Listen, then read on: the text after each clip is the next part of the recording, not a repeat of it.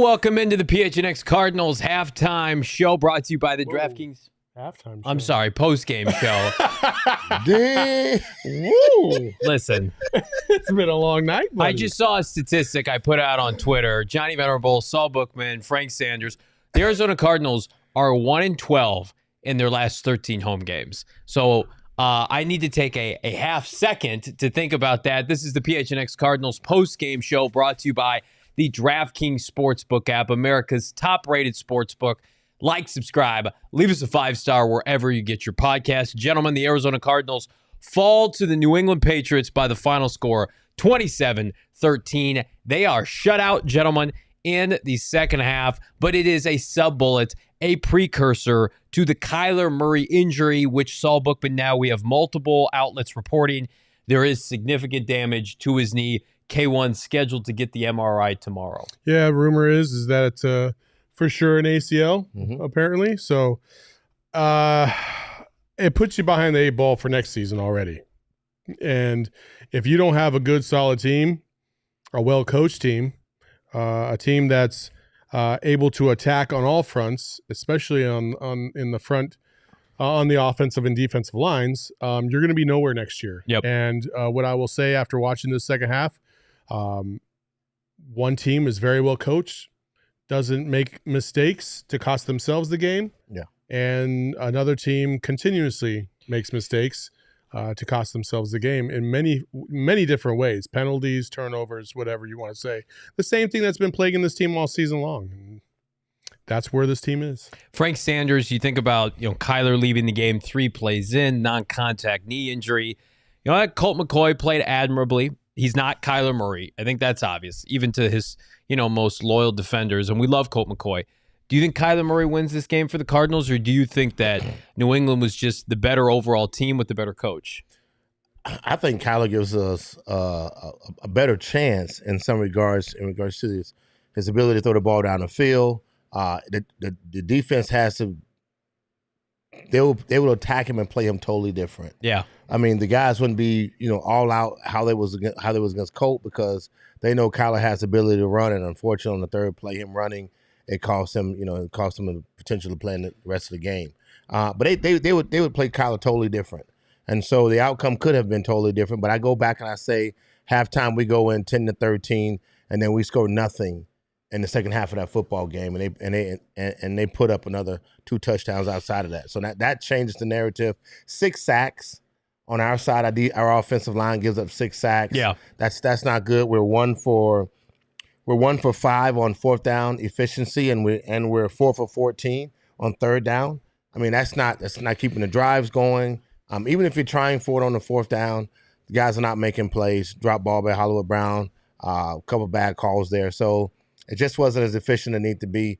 We got our backs to the wall, and there was nothing we can do, even if we was trying to come out fighting. It just feels like one of those days in which kind of everything boiled to a head. Saul Bookman, K1 goes out. The injuries continue for the Cardinals. They lose Marco Wilson. They lose Zach Allen, who's got a hand injury. We're going to hear hopefully from Bo Brock live at State Farm Stadium. Kliff Kingsbury should be joining the media here shortly. We're going to have hopefully some player reactions in the form of Bo Brock on Twitter on this show as well. I know a lot of people are fired up in the comments. Tear it down. Rip it up from the studs. I've seen that a lot. I mean, how do you go through that mindset, Saul Bookman, of, okay, I got to contextualize this loss. I got to process this loss. There's still 4 games left to be played for this team, but it very much feels like we're on to 2023, which is a complete unknown. Well, I mean, yeah, you're playing for jobs now. You're playing for future job security, whether it be on this team or the next.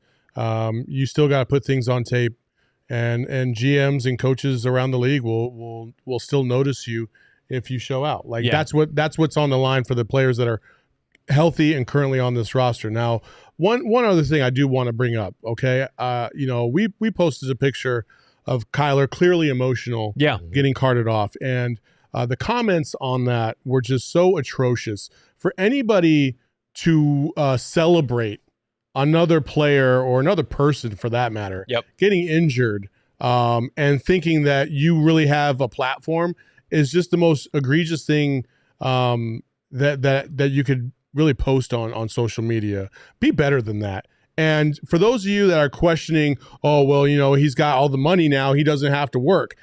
Clearly, he was emotional about coming off in the first place.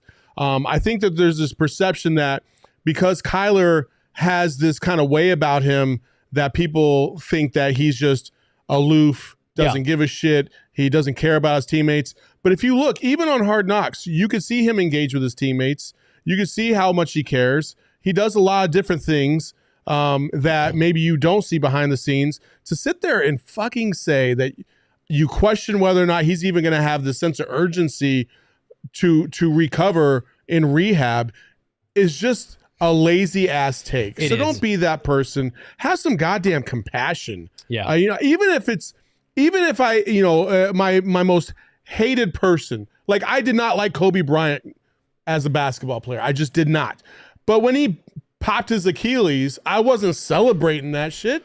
Like, you got to have some compassion about you. And I think we're starting to see how valuable Kyler Murray really is to this team, because you're getting a glimpse of what life will be like with Colt McCoy under center, and it's not pretty. Yeah. It's not pretty. So, again, the whole team's got things that they still have to play for, because you're a professional. Yep. These guys are professionals. And I know we sit there and we look through it from a lens of our local fucking flag football team, but that's not how these guys portray themselves, and that's not how they go through every single day.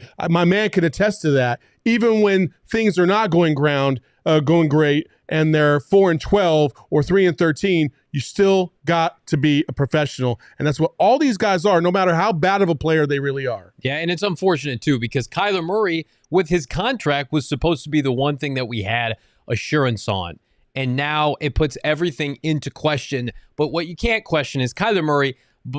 You look at the reaction from his teammates, Frank Sanders, they're going up to the cart. Mm-hmm. They're being emotional with him. We're going to get comments here. I'm sure players are emotional. Halftime, post-game now.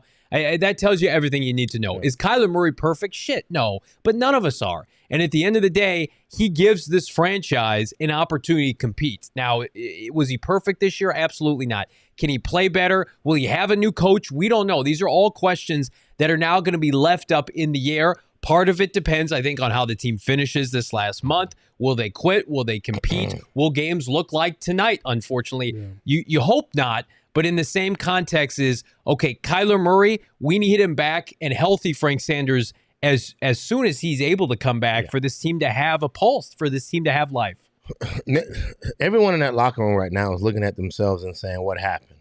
And they're gonna realize that they just got beat. Like they literally got beat. But not only that, they beat themselves. Because you look at, I said before, you look at the sacks that they gave up, you look at the turnovers that happened and why they happened. The 1 and 5 is inexcusable on fourth down. The 4 for 14 on third down is inexcusable as well. I mean, when you look at those things, you got to look at just football. And then there's on the other side of the field, there's somebody else trying to impose their will, execute their offense, execute their defense versus what they think your offense or defense is doing. And honestly, in the second half, the Patriots did that better than us. That's really what it was. The Patriots came out and did it better than us. And I think that's when you got to look at football from that perspective.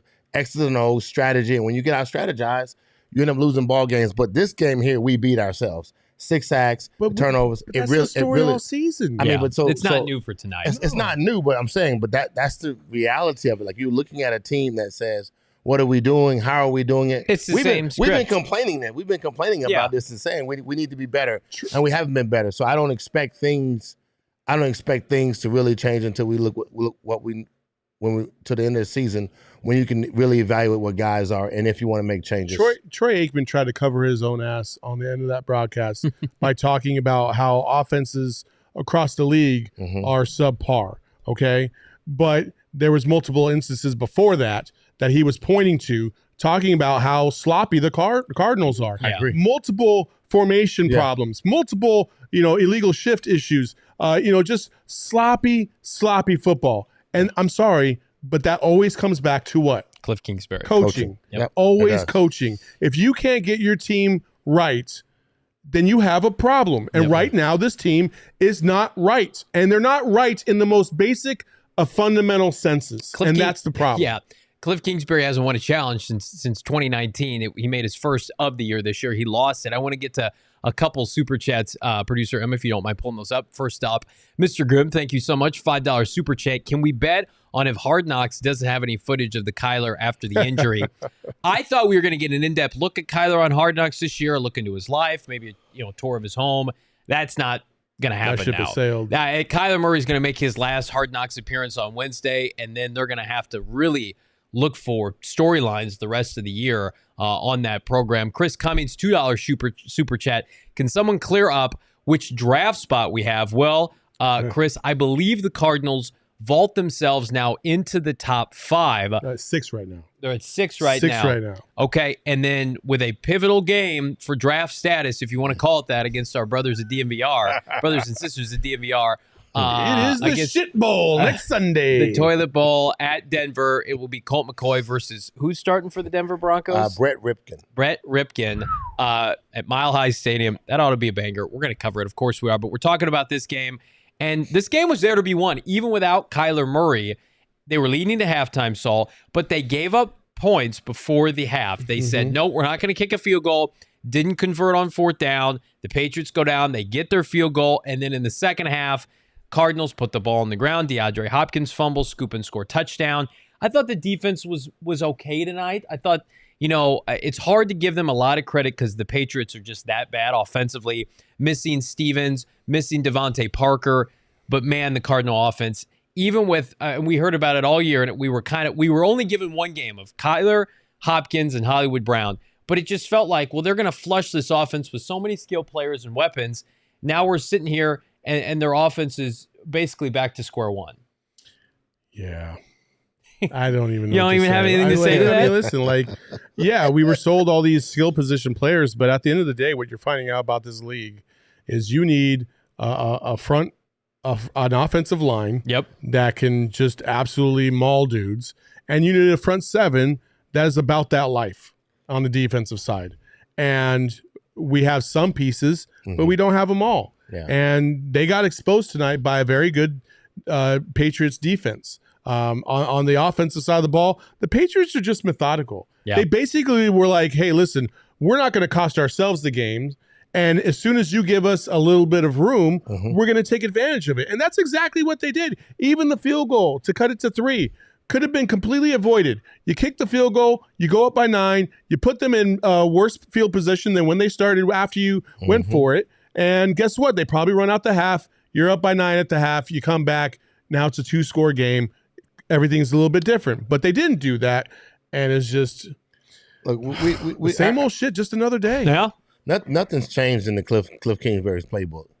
I mean, that's the NFL. The NFL is you have to take your talent and maneuver these guys in different ways that attacks other teams' weaknesses, and we have not done that per se, and this year or last year, and we got pretty fortunate the first 8 games of the season, but when they figured it out, it got pretty ugly as during the rest of the season. And now we're back in the same situation again. The up and downness of Kyler being healthy or not healthy, and other players being healthy or hurt. It's been bad. But just going back to what Saul said earlier, is just the attention to detail, to be able to be focused just to do your job without causing the senseless penalties that was out there, not getting beat by your man, 2 tight ends going the wrong opposite direction, and therefore letting the defensive end run straight through on a 3rd and 1 that was pivotal. That's the kind of mentality you got to have. Last week we go back, we look at ourselves. We're on the 8-yard line or the 4-yard line, and we got to push and make some plays to control the clock, finish the game, and we don't do that. And I think it goes back to the small things and the little stuff that is required in order to be great in this league, and we just don't have that. And that's been this year as well as last year. Again, we're getting numerous reports now that there is, quote, little doubt that Kyler Murray has suffered a tear of his ACL. We just hope that the extent of the damage is minimal as that can possibly be. But that definitely exits him from the remainder of 2022. He did sign that mega contract before the season, $230 million total. And we're going to have plenty of time to talk about the ramifications, who keeps their job, who doesn't. But right now, they got 4 more games to play, but this was not a good start. I think, Saul, would have been a nice start for Kliff Kingsbury to say, okay, let's rally around Colt McCoy. Let's rally around Kyler, what he believes in. Let's play winning football. I still think even without Kyler, like Colt McCoy and Mac Jones are basically a wash. Yeah. Cardinals have better players. They have better skill players. Hollywood Brown would be the number one receiver on the Patriots. That James Conner ran really well tonight. And yet the fourth quarter started and it felt like the Cardinals were done at home. And I want to get to that for a second because we talk about the home product, how much pride we take in Valley Sports and the teams to do well here and rally behind their teams. To be 1-12 at home in their last 13 games, as Max puts it in the chat, our guy Max, it's absolutely bleak. It's so unfortunate to be able to have that product for the Valley. It's one thing you lose on the road. You're not expected to win on the road, but man, going every home game thinking you're going to take an L? I mean, I would like to say this. Okay. That the one home game that I did go to this year is the only one we won in the last 10 years. So That's I right. will take credit for that. Keep going, Saul. But again, like, you know, we keep going back to this over and over and over again. It's just where is the optimism in terms of what lies ahead? And right now, it's hard to see anything right now. It really is. You're looking at the future in terms of what has this fan base got to be excited about at this moment. We're gonna go back to a couple years ago when we got excited about the draft. And I don't think Arizona fans right now are in the place where they have optimism about the draft because they felt like they had all the pieces to be good this year. Talent-wise, yeah, sure. Talent-wise and potential-wise, the Cardinals should be better than the Patriots. Correct. But as Bill Belichick has proven time and time again, fuck your talent. I can coach better. Yep. And that's exactly what's happening True. over and over Very, and very over true. again. That's Very why true. Bill Belichick is one of the best coaches in the NFL because he knows how to develop talent. And that's why the Cardinals are falling back to the mean or regressing as much as they are right now because they don't have the people that can develop talent. And I'm not even just talking about Kliff Kingsbury. The defense, you know, Zaven Collins is having a really good year this year, right? Yep. And I know it takes a little bit of time to understand everything, but you know how you learn? By actually being in there. And how many guys have we seen just sit on the sidelines over and over? Ben Neiman's getting his ass kicked out there. He shouldn't even be out there. No. And so there's just this lack of overall development, this plan to get these guys up to snuff to be able to play at a high elite level Sunday in, Sunday out that they're missing. It's tough to sit here and say, well, clean house, that'll fix everything.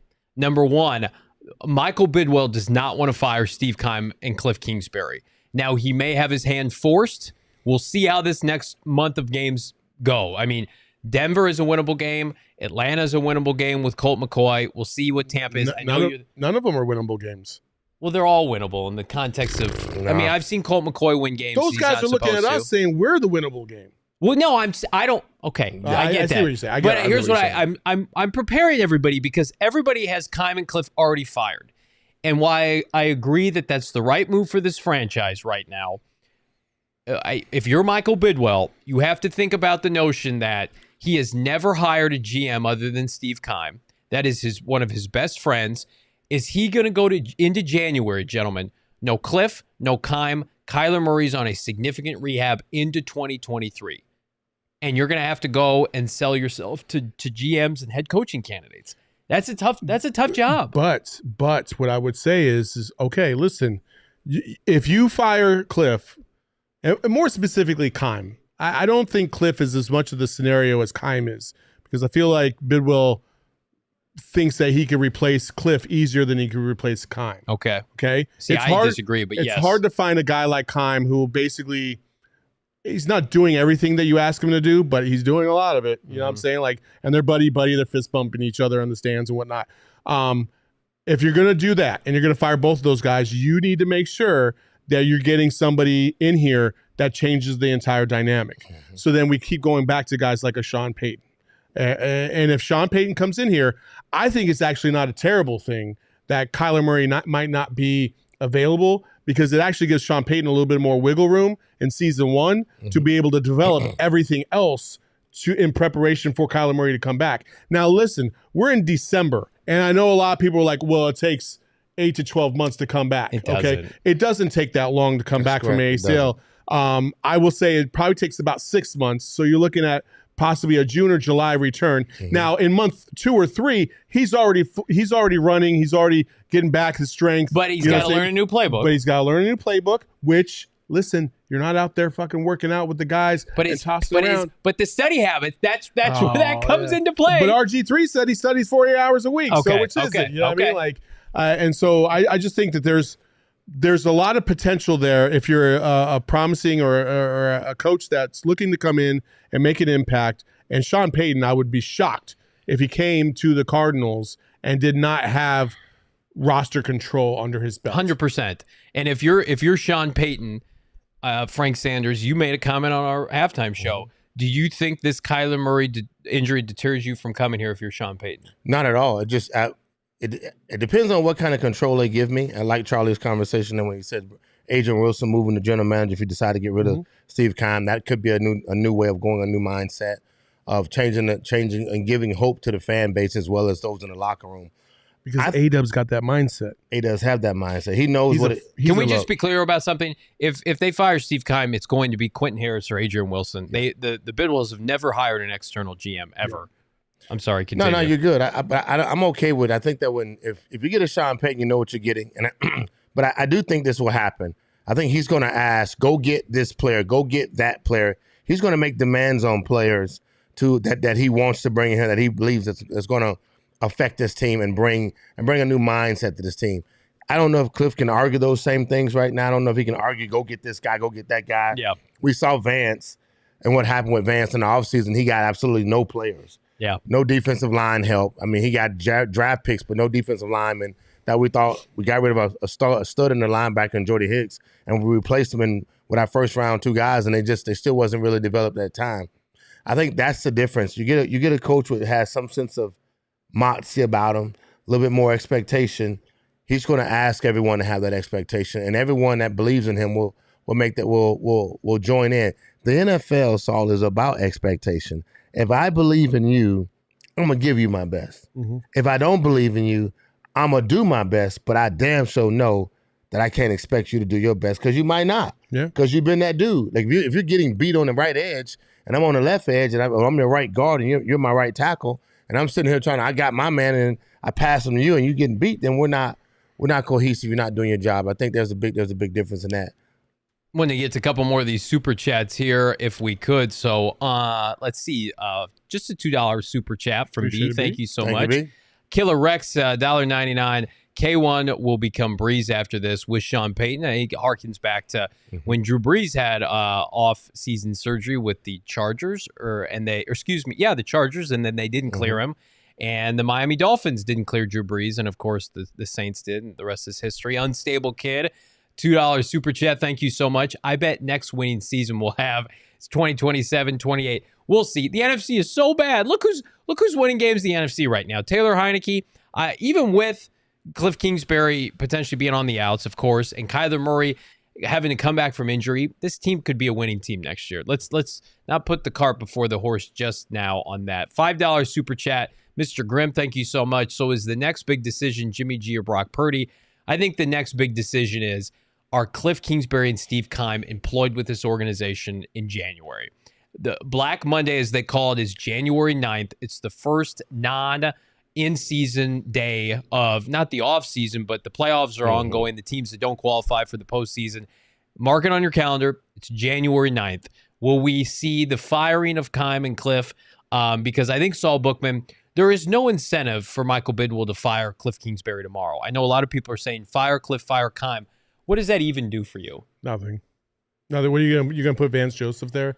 I don't think Vance is the answer either. No. The only time you would possibly put an assistant as that interim head coach is because you want to see how they are as a head coach. Mm-hmm. But I think you've seen that story before. Yeah. And now you're getting a glimpse of it as a DC. And listen, I think he's done an okay job. Not a crazy great job, but he's done okay.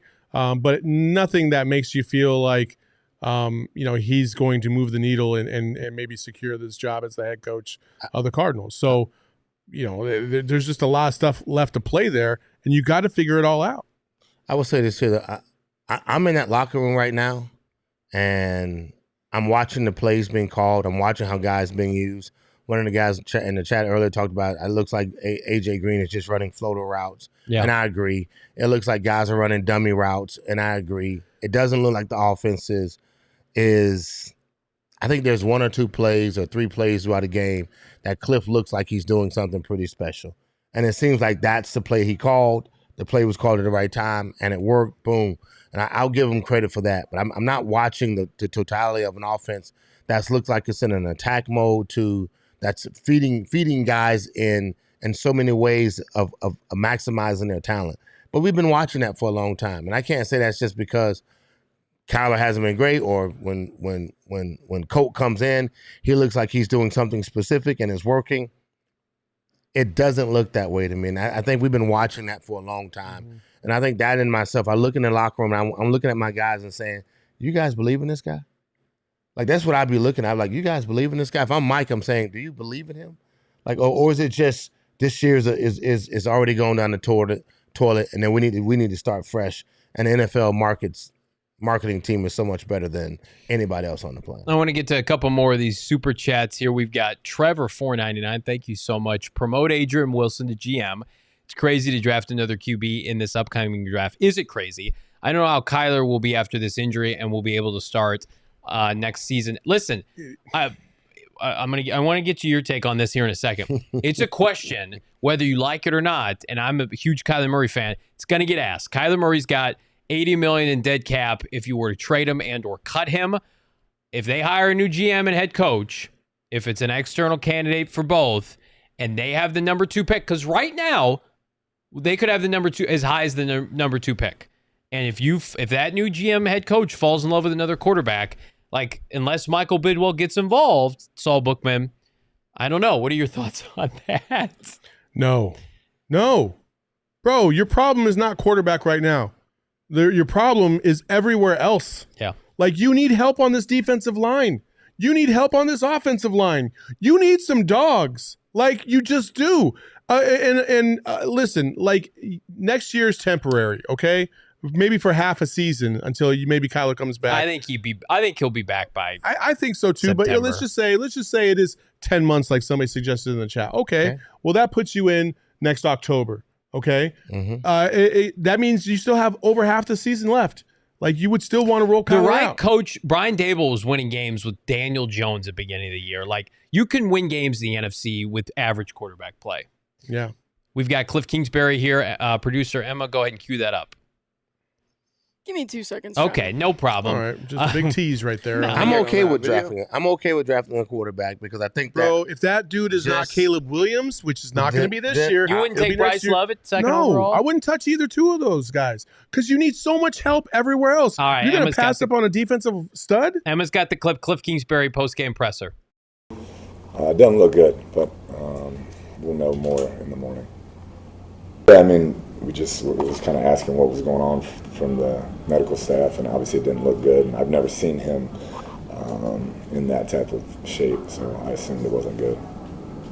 I wish one time we could be given the identity of it looks bad, but it actually is okay. But no one is leading us to believe that. If Kliff and company are saying, I've never seen him like that, we fear the worst, and every media outlet is reporting it's an ACL, then we are candid and honest enough to sit here and say Kyler Murray is going to be out for some time. If you wagered on this game like myself, hopefully you took home some coin. DraftKings actually, in a classy move by DraftKings, they refunded any and all props having to deal with Kyler Murray. Thank you, DraftKings. Thank you, DraftKings. Unfortunately, I live bet the under after Kyler went out, and it missed by 2.5 points. So that wasn't great for me. Hopefully it was better for you. All you got to do is download the DraftKings Sportsbook app right now. You can pivot from this game. Use the promo code PHNX. Place a $5 bet on any NFL team to win their game. Get $150 in free bets if they do. That's only at DraftKings Sportsbook. Promo code PHNX. Minimum age and eligibility restrictions apply. See those show notes for details. We're going to get to our DraftKings player of the game, king of the game, if you would, a little bit later on. But I want to remind everybody right now, it's the season of giving. I need one now more than ever. I'm talking about a Four Peaks Brewery beer. Four Peaks still has limited supplies of their December Advent calendar box that you can see here. Lovely display on our table. just for $55. Enjoy specialty beers, tall boys, and more. We're having such a good time going through the 25 days of Christmas with our friends, our holiday friends, holiday cheer box at Four Peaks. All you got to do is purchase it locally at their A Street Pub in Tempe. Also, give the gift of beer this holiday season. Four Peaks has limited supplies of these advent calendars. Get them while you can. Go down to Tempe, grab them. Four Peaks, the official brewery of PHNX. We love them. We got a stocked fridge here. We dabble, and we need it now. We need your help, Four Peaks, now to get through this Kyler Murray injury, as we've got more comments coming into the chat. I welcome all the comments. I want to remind everybody, though, smash that like button, subscribe to PHNX Sports on YouTube. This is from Tim C. Super chat. This loss is terrible. Kyler Murray, his injury magnifies it. Pray K1 heals quick. He is young. Aloha to you, Tim C. It's a brutal occurrence. I mean, you can't spin it anything other than, the last 5 games of this season. The season might be lost, but we're all looking forward to watching K1 play at a high level. He looked great against the Chargers. Another super chat, $1.99, asking because K1 relies on his legs for playmaking. And I think that's in reference, Saul, to potentially looking at another quarterback. And you are right. This is not like when Tom Brady tore his ACL and he's a statuesque quarterback. Kyler Murray, I mean, there's a chance we may never see the explosiveness again. Okay. All right. Let's get to this. All right.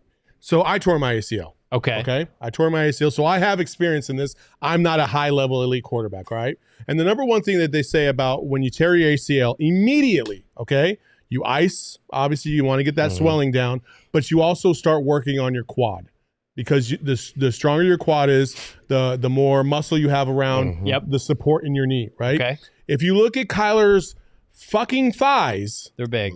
Those are some fucking tree trunks. Yeah. I think he's going to be just fine. He's going to be just fine. Okay. There's a lot of different advances in medical technology. He's got the best of the best medical staff around him, and it's also going to depend on how hard he really attacks this rehab. Yep. Adrian Peterson, as somebody pointed out in the chat, was able to come back and play game 1, and he tore his knee up. Now, Adrian Peterson is probably the freak athlete. Didn't he rush for 2,000 yards? He was the NFL MVP the next year.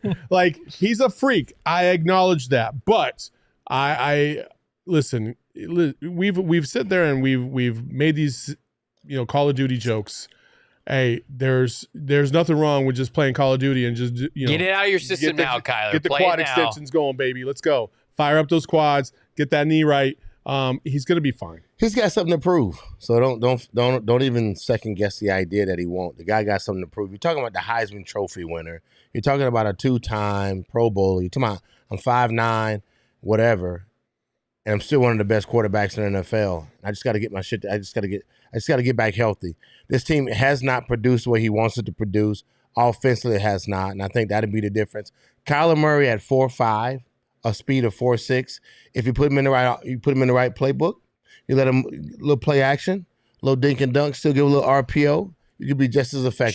Should we have concern? But he has the arm. No, we're not. Yeah. We're not talking about a quarterback who doesn't have an arm, who can't make the throws. You just got to move the pocket a little bit and give him a playbook where he can really go out and get it done. I'm going to get to Girthquake's 416 comment here because that's where I was going with this. He may not have had an injury like this before.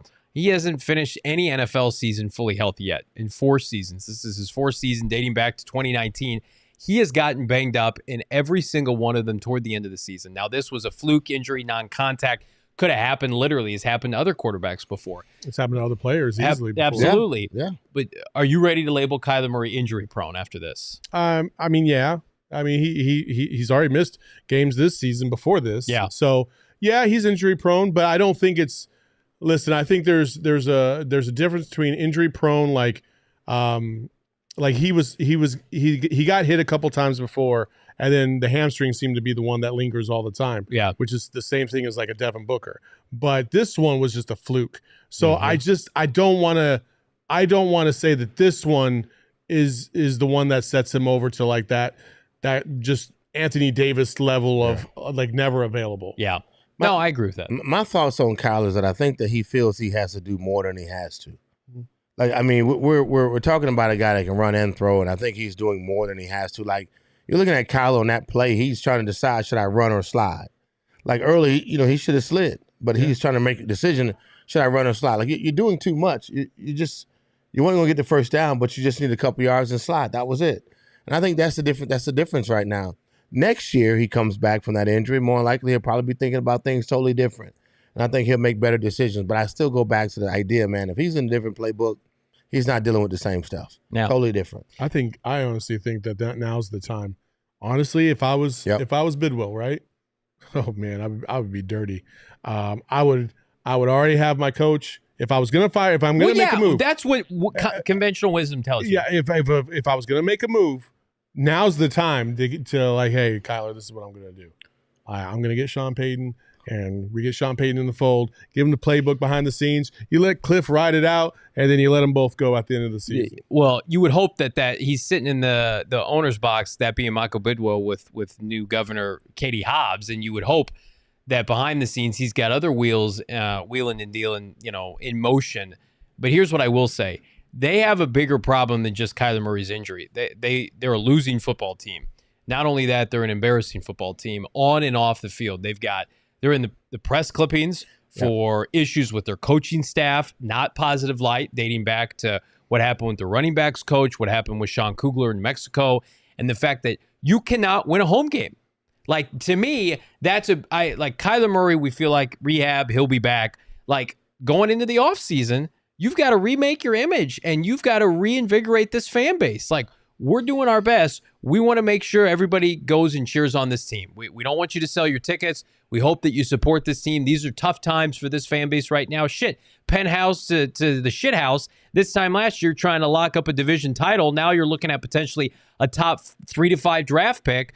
But Michael Bidwell is going to have to make some moves, Saul Bookman, and I think it's going to be very difficult for us to hop on this show come January and he not move off of Keim and Kliff. And I think that is very much still touch and go. Well, I'll say this right now.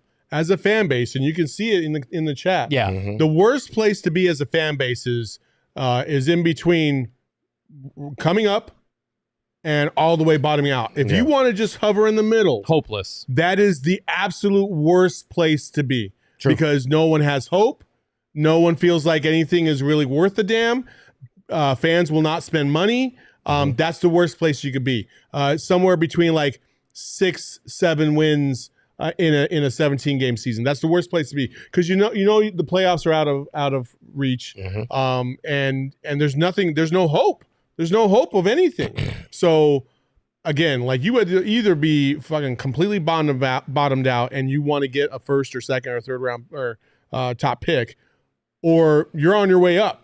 Like we thought they were last year. We thought they were on their way, and then everything bottomed out. So I just think that the fans are going to force Bidwell to make a move. I agree with that. But I don't think just the fans. I think the national media will too as well. I agree with that. Today they picked the Cardinals. Like Aikman was going off. Yeah. He was basically calling them trash. Jordan Schultz's report on Steve Keim made the national rounds over and over again, and it's resurfaced tonight. And I think, Saul, to your point, the fan base, and this is the example I always use, is with this ownership group, dating back to Bill, the fan base really didn't have a voice. You could write into your local newspaper. It's what my dad always used to talk about. It's like maybe you get a little blurb, right? And you could rip the team. Now, this is where everyone in the comments, everyone in the chat, everyone on Twitter, social media, Instagram, they see all that stuff. It's prevalent. They feel it. And so I'm not telling you to put heat on this franchise, don't go to games, blah, blah, blah. Of course not. But you remember what the University of Tennessee, when they made the hire of what's his name? A couple of years ago, the guy from Rutgers. Remember, they hired him as their head coach. Greg Schiano. And the fan base said, nope, we're not having that. And they said, okay, never mind. We're going to pivot. And this isn't even that situation. Greg Schiano hadn't done anything wrong. Kliff Kingsbury and Steve Keim have losing records. Steve Keim has one winning season in 7 years. The fan base deserves better. And, Frank, I think they will get better as a result. They will because, the argument is that this shit stinks. Like it stinks. like this. There's no potpourri for this. This stinks, and everyone calls it like they see it. The national media calls like they see it, and at home we call like we see it. And I think there's no rock to hide under right now for the Bidwells. Unfortunately, for Mike, for Steve, or anybody else course, we can talk about how they signed up for Hard Knocks thinking it was going to be a showcase of their franchise. It literally could not be going any worse. They have won one game during Hard Knocks, and now their franchise. They had to fire a coach in Mexico, and now their franchise quarterback's out for the year. And that's the part where you realize that, man, something's wrong with leadership, and you have to make decisions. And I think that's where guys are paying attention. We're talking about these little penalties, what's causing us to lose ball games, these things that we're just doing, just what we're doing terribly. And let's look at our weight room. How many guys that we had hurt this season? I mean, before we even played a game at the beginning of the year, we had guys that was absolutely loaded on the list of could not play, could not practice. Then we get into the season, could not play, could not practice from whatever kind of injuries it was. We couldn't get Rondale Moore back, and then we finally got him back, and now he's gone. It's crazy. So I look at it like being in these locker rooms before, man, I've not seen it like this. There's always been enough leadership to kind of to fight through the season. Yeah. No matter what it was, we fought through the season. Saul was there 90. I was with the team from 95 to 2000. 2000 years were not great. We had one winning season as well. But in that timeline, guys would still fight. I think that's the locker rooms typically do that with the leadership that's there. I believe that coach has a voice in the locker room. He'll get that. I believe that Kliff will still come out with the right things to say. I don't know if his bingo shirt of quotes will hit the market again, but I just think that's something that might happen. But this team does not look good right now from what's taking place, and they have to go through a wave of emotions in regards to players being healthy, players being hurt, not just on and off the field, but during the game. And when you're in the game, you're watching this stuff take place, and it doesn't look good. We're talking about December football, okay? We're now in December football. This is the first game in the month of December. Yep. Listen, they're 6-13 Mm-hmm. over the in Kliff Kingsbury's tenure. They are 6-13 in the month of December. 2-7 at home. When you should be playing your best football of the season, they are playing like it's still week one, and that's, to me, I'm always going to go back to this. That's the definition of mediocre. That's the definition of no control. Mm-hmm. And it's just sloppy football. And it's the same thing that it's a characteristic of Kliff Kingsbury's teams, not only in the NFL, but in college too. It's a theme. Yeah. Like, and listen, when people tell you who they are, you got to believe them, because that's what they're doing. He's showing you who he is, and we're still trying to, look the other way. Listen, it's just make the move, man. Make the move, and make the move to Underdog Fantasy if you haven't already. Listen, I took it in the teeth tonight to this man to my right. I lost. Did Shane win? Shane came back and oh won my that God. shit. It was an egregious display. Underdog Fantasy is where you need to be for daily fantasy, although I took Mr. Stevens, and I took, I believe, who's the other person that got hurt in this game that I lost? I don't know. There's so many people. I know. Too many injuries. I didn't have Kyler Murray. This man, did you have Kyler Murray? Yeah. I had Kyler Murray. Kyler Murray, and we lost him. But you don't have to lose on Underdog Fantasy. You play every day. It's great. You have a bad night, like Saul night, you reset tomorrow. You can dabble not only in the NFL, but NBA games right now. Get hot in the NBA against up to five of your buddies, 6 different players, positional, unlimited. So you can take a bunch of shooting guards if you want, a bunch of power forwards, whatever you want to do, but you got to do it on Underdog Fantasy. We love playing here at PHNX. I'm over year-long fantasy. If tonight's Arizona Cardinal game was it was a microcosm of my year-long fantasy here at PHNX in my year-long fantasy league. So I've pivoted. I'm going exclusive with Underdog Fantasy next year, and you should too. It's super easy to get started. All you got to do is go to UnderdogFantasy.com, download the app, sign up with the promo code, you guessed it, PHNX. Underdog Fantasy is going to match your first deposit up to $100. Basically free money to dabble with on whatever you see fit, NFL, NBA, what have you. But you got to use the promo code PHNX, and you got to go to UnderdogFantasy.com. Get in on the action today. And you know what? We're having a tough night, but it's made all the more easier by More Furniture. We're rocking out on these premium chairs from More Furniture. You can check it out at morefurniture.com. We watch the game in style. Second best to actually being at the game is here at the PHNX studios with the More Furniture recliners. And listen, I am not a furniture snob. I don't know what I'm doing. Thankfully, I have the folks at More Furniture to hold my hand. Discounts, sales throughout the course of the year. If you feel like you need a walkthrough on having the most elite furniture at the best possible price, check out morefurniture.com. The holiday clearance event is happening right now, and you can save up to 50% as we try to get our comrade Bo Brock live from State Farm Stadium. Okay. Bo, can you hear us all right? Nope, we lost him. All right, we're going to try to get Bo Brock. There he is.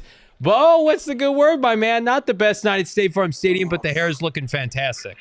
Oh, thank you so much. Yeah, no, this has been a somber post-game. I mean, not only was it a brutal performance by the team, but obviously the headline that took over this contest, the Kyler Murray, the knee injury, it just all sounds brutal for franchise quarterback. So what was the mindset of the team, Bo, specifically Kliff Kingsbury, not only from a Kyler Murray standpoint, but I saw somebody ask him about the home record, 1-12 in their last 13 games. I mean, at what point, what can you even say if you're Kliff Kingsbury? Yeah, I mean, it's indefensible at this point. But, you know, I mean, the big topic of conversation was Kyler Murray going down, and Kliff kind of taking us through a couple questions about, you know, what was going on the field while he was down on the turf, and he was waiting for the cart to come out. He said he'd never seen his quarterback like that before. Colt McCoy stepped up big time at the podium today. Obviously, not enough on the field, but took a lot of the blame and onus of why this offense was stagnant from the end of the second quarter on. Bo, you know, I know obviously the mood was pretty somber after the loss and with the loss of Kyler Murray. But going back to Kliff, you know, it just seems like this team continuously gets in their own way time and time again, you know, whether it be penalties or turnovers. What did he have to say? I mean, I don't even know if I should even ask you that. I kind of feel like I already know that answer, but hey, for shits and giggles, what do you have to say about that? Well, I mean, he pointed to the DeAndre Hopkins, you know, turnover, obviously, which was the game changer with the New England Patriots, where they took the lead, never looked back in the third quarter, the brutal fumble from DeAndre Hopkins, and he obviously said, you know, he can't do that. He strives for perfection, but yeah, Kliff he pointed out the two turnovers in that, you know, that pretty much changed this game, and it was kind of a tight one all the way up until then, and then it was kind of a laugher afterwards.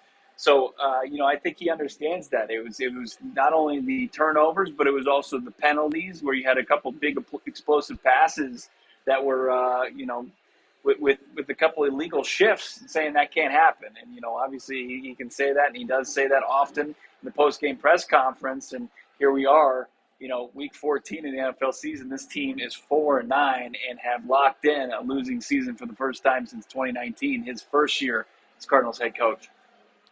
Bo, the uncertainty now, not only for the next month, but heading into this offseason, we touched on it a little bit earlier. I want to get your take. I mean, do you believe everything should be on the table for this team? Kyler Murray, of course, $80 million cap hit. You would assume he's going to be in the fold. But, man, you think about, we fast forward to Black Monday on January 9th. Do you foresee right now, if I put you on the spot, major changes with this franchise, or some perception from this fan base is, well, this Kyler Murray injury is going to be used as a crutch from the admin, the coaching staff, that they didn't have their quarterback to finish strong? It's inevitable at this point. Big changes are coming, I think. You know, this seems like it's the perfect opportunity to hit the reset button. I mean, as you got your quarterback having to come back from a serious injury, and you just have to get the roster back to, you know, competing. You can no longer rely on number one to go out there and make big plays for you and save you. I mean, there have to be wholesale changes, and I think that this pretty much solidified it. I'm not buying into, hey, this is going to turn into a crutch. I mean, this was week 14, guys. This team was 4-8 before this injury happened. We saw a regression from the quarterback. We saw a regression from this offense, and we see a roster that just can't compete. I mean, I heard from Kliff Kingsbury in the post-game press conference. I heard from Colt McCoy, where they were saying, you know, as far as the penalties, the turnovers go, the sacks at the end of the game, were all a product of this team just not having the guys, the horses, to compete. I mean, and that's an indictment on as far as who's calling the shots and building this roster. 10-13 at the half, but the defense came out and played, and But the Patriots continually scored. Anybody had anything to say about why they didn't stop or what happened, or was it was something that the Patriots did they kind of got their groove going over our defense? I mean, you saw some big plays, right? I mean, you saw at the end of the half they had a big 30-yard pass after they chose to go for it on 4th and 1. You had the tip pass that was intended for Trey McBride. It goes from the Arizona Cardinals being up 13-7, potentially going up 16-7 to 13-10. And then you had another big run from the kid out of South Dakota State, Pierre Strong, that set them up for a big score as well. And it was just they get gashed, and that's been a product of this defense ever since they've been under Vance Joseph. It's like you get a bunch of negative plays and some big-time plays from this defense, but at the same time, you have to live with giving up some big plays. And, when the offense is making mistakes, it's just not something that it's not a recipe for success for this team.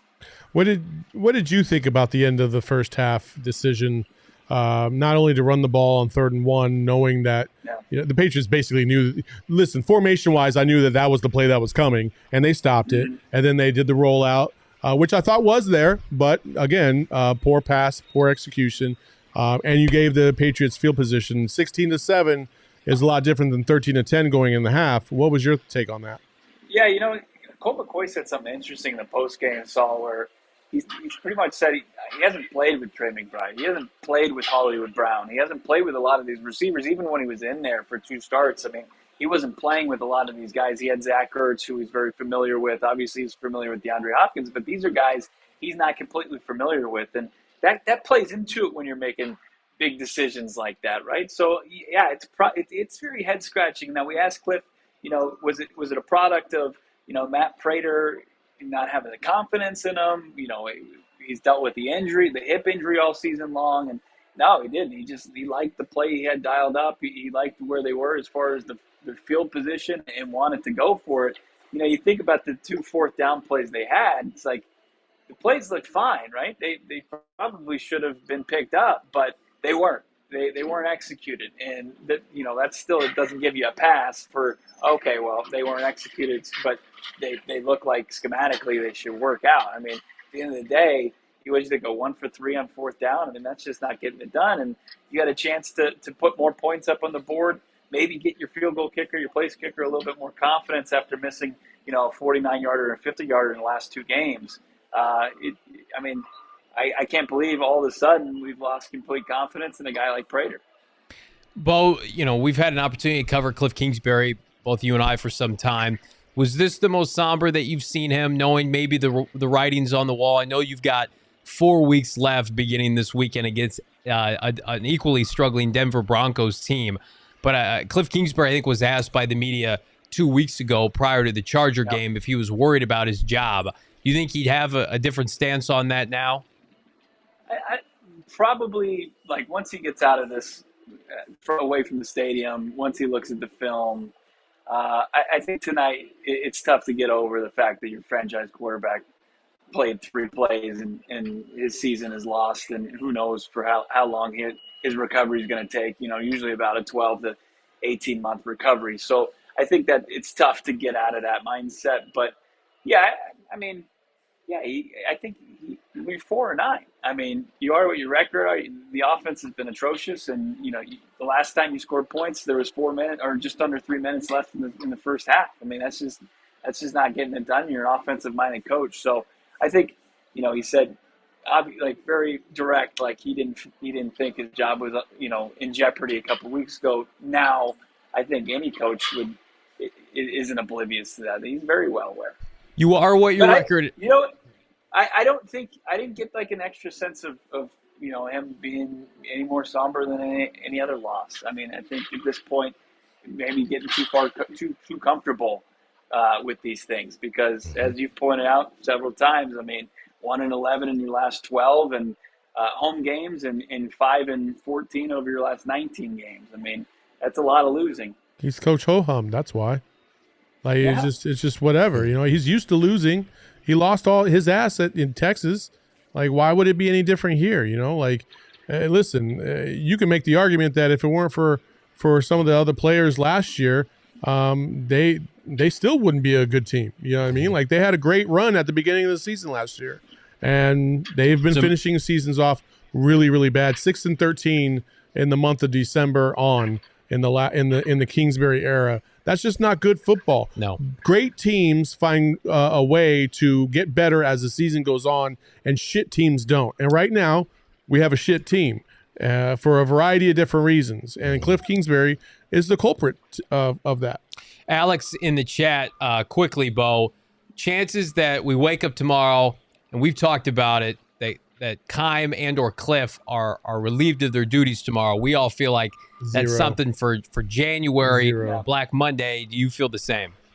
Yeah, I do. I mean, you've already had to let go of a coach throughout this season, a couple coaches, dating back to training camp, the numerous amount of veteran injuries. I mean, it's just, it makes no sense at this point. I mean, you're getting there. I like I said earlier, I think there are changes coming. I just don't, you just play. You don't even have Kyler in there the rest of the way. You just kind of play the next 4 games and then make your decision Black Monday. Yeah, you ride this out, and you ride it out with good young players like Isaiah Simmons, who is our DraftKings king of the game for his outing tonight. Had the interception of Mac Jones, including 5 tackles. He's been around the football. Both he and Zaven Collins have been bright spots for the Arizona Cardinals, and they ought to be back-to-back first-round picks. Simmons looks more comfortable. We did see Ben Neiman getting trucked a couple different times, but number 9, number 20. What can you guys tell me about that Zaven turnover that it took them like 30 seconds? It did hit the ground. It looked very close. It did look very, very close, but yeah, I guess I would have hedged on touching the ground. But it was very close. Are the refs overturning that for the 49ers? Probably not. They're probably gifting them extra possessions on top of it. Big shout out, by the way, to Chop Shop for lunch earlier this week for everybody here at PHNX. Love our friends at Chop Shop. Was a great opportunity for us to snack on some delicacies here. You can check us out at gophnx.com. Check out the PHNX merchandise locker. Become a diehard today. Listen, we're living and dying with the Arizona Cardinals right now. This is PHNX Cardinals Therapy. And if you want to have a deep dive with myself, Bo Brock, Saul Bookman, and company in the exclusive member Discord, you got to become a diehard. You get exclusive discounts on events. You get free merchandise every year, like a hat or a T-shirt from the PHNX merchandise locker. Frank and I are sporting one of our favorites, the Hollywood Hills sign on top of Camelback Mountain. Again, exclusive to the PHNX merchandise locker. Become a diehard. You won't be sorry that you did. I want to get to a couple more of these comments, Bo Brock. I'm going to pose this to you. PR Mac, how about Keim is gone tomorrow so that Kliff is gone at the end of the season? That sends a message I would support. I want to get to something that Saul said to kind of play off of this, Bo. If you're Michael Bidwell, you can make a move without exactly making a move behind the scenes here. Is it his responsibility, knowing if Keim and Kliff are gone in January, to be recruiting potential GM head coaching candidates right now today? He's got to be making his short list, no doubt about it. No doubt about it. But I still don't see, especially with this roster. I mean, Zach Allen had his hand in the cast. You had Marco Wilson go down with an injury. I mean, this roster is a mess, and you want to put that on the shoulders of potentially Adrian Wilson and Quentin Harris, who are, I think, up-and-comers, obviously, in the front office in the NFL, but put them in a position where they have to go out there and make moves. Just the same with the coaching staff. You keep the status quo until the end of the season. Like, the message is going to be sent, guys. The message is already here that this team's not good enough, and it's time to turn the page, hit the full reset. I mean, I know we want, fire and brimstone, but it's not coming tomorrow. Give Cardinal fans some hope here in the last 4 weeks of the season. Tell us what we can look forward to, Bo. Young players to look out for. People that caught your eye. Cameron Thomas had a nice game. What would you be eyeing these next 4 weeks of the season? Colt McCoy, Brett Rippon, that doesn't move the needle. Next quarterback matchup in Denver. Are we going to break that down with our friends at DNVR, or are we just going to talk about our respective off seasons with these guys previewing this matchup? I'm looking forward to the combine myself. So. Yes. You should, yeah, absolutely. Right now, hot damn, yes. 6th overall, moving up. Riding our scooters down Indianapolis. Hell yeah. I mean, Cameron Thomas had a nice. The Isaiah Simmons pick was a product of Cameron Thomas batting the ball down at the line of scrimmage. And then hopefully some more. I thought Myjai Sanders had a nice. He gave up a 1-yard run to Ramondre Stevenson that could have been way more. He came off the backside. Yeah, you like what you see from the young edge rushers. I saw too much Victor Dumakaji today. More of those third rounders, right, the rest of the way. Christian Matthew had a good pass breakup. Got to see more of the seventh rounder.